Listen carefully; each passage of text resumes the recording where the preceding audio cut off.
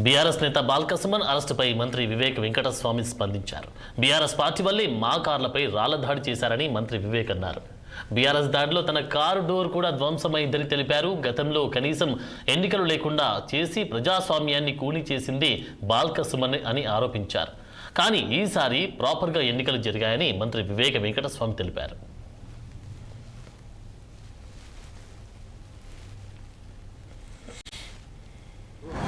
Parliament ఎలక్షన్స్లో అన్నిట్లో కూడా కాంగ్రెస్ పార్టీ ఓట్ పర్సంటేజ్ పెరగడంతో పాటు టీఆర్ఎస్ పార్టీ గ్రాఫ్ డౌన్ అవుతుంది, బీజేపీ గ్రాఫ్ పెరగలేదు.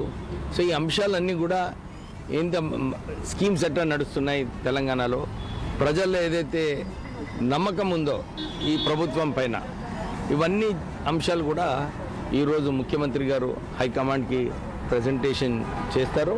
దాంతోపాటు ఏమైనా సూచనలు ఉంటే హైకమాండ్ నుంచి సూచనలు కూడా తీసుకొని ఇంకా పార్టీని ఎట్లా స్ట్రాంగ్ చేయాలి వచ్చే రోజులలో.